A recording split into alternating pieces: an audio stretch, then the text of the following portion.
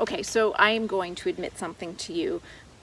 When we first got the news that everything had shut down due to the pandemic, I wasn't really sad.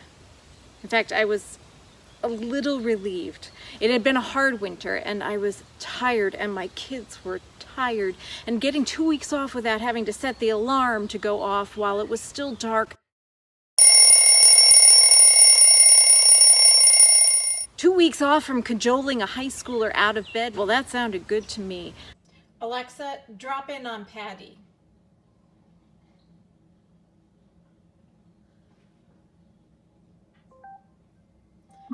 Patty, we got 10 minutes, we gotta go. I would miss the drives in together, talking and listening to music, but 2 weeks would be okay. I'd be okay without trekking out in the dark on Sunday mornings for a couple of weeks. I could hold morning prayer with Bill. We went to the grocery store. We bought enough food for a couple of weeks. There wasn't any toilet paper or Clorox wipes, but our pantry was full.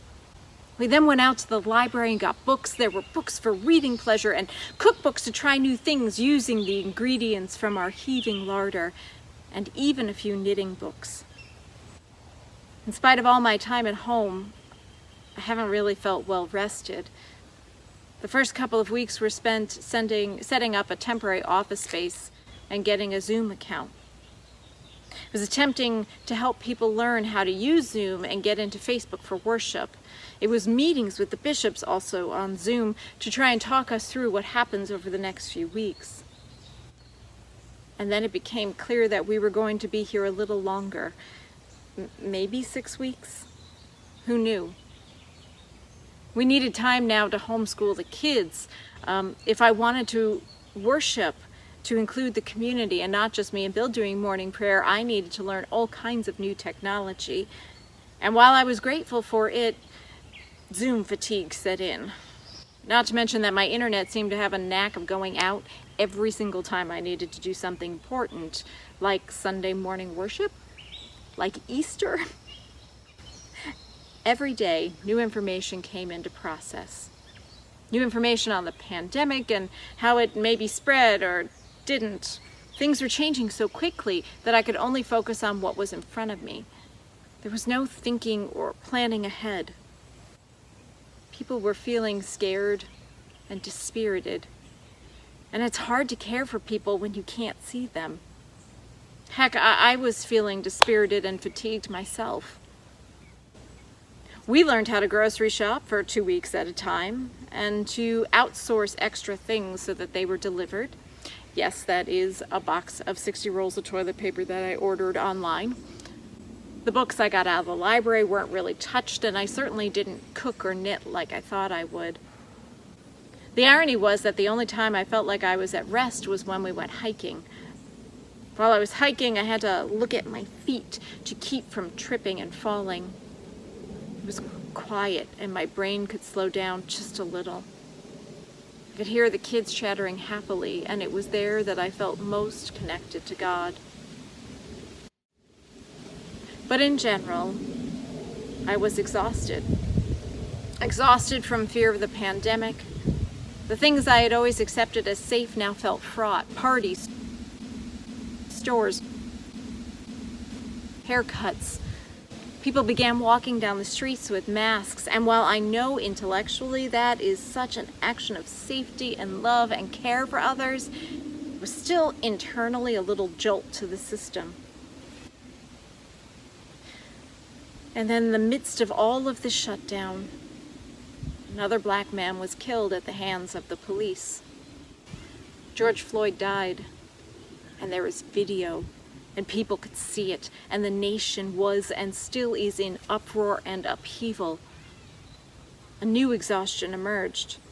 During the societal reckoning, I worried about my friends of color. I grew weary of interacting with people online, and I continued to try and grow and learn in order to be a better ally. My brain is full. My heart is full, and my nerves are frayed. Come to me, all you who are weary and carrying heavy burdens, and I will give you rest. Take my yoke upon you and learn from me, for I am gentle and humble in heart, and you will find rest for your souls. For my yoke is easy and my burden is light. Before the pandemic, I always associated rest with just being at home, getting home, not having to go out again during the evening, getting to put on my PJs, or sitting and watching a movie. That felt like rest. And now I wasn't leaving the house that much.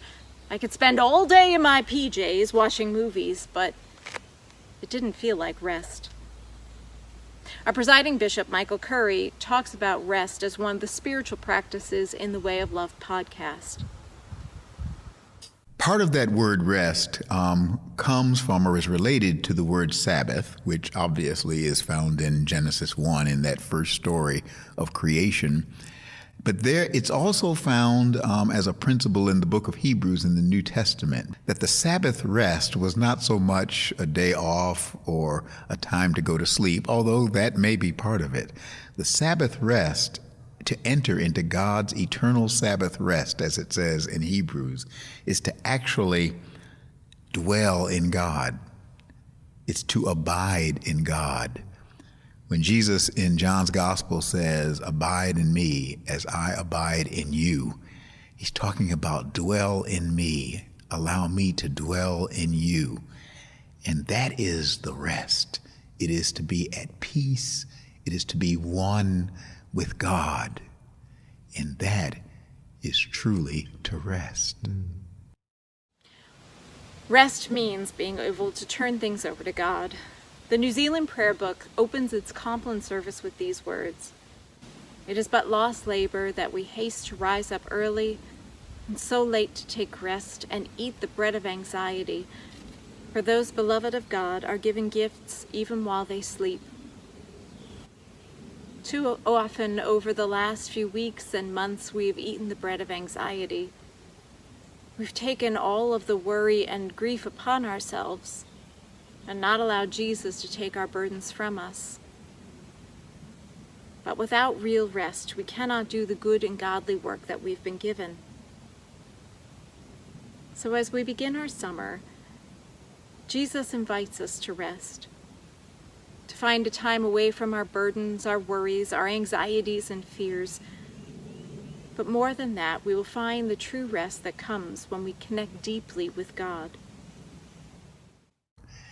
And to be one with God, to be at peace with the one who made you, to be that is to be at perfect rest, perfect peace,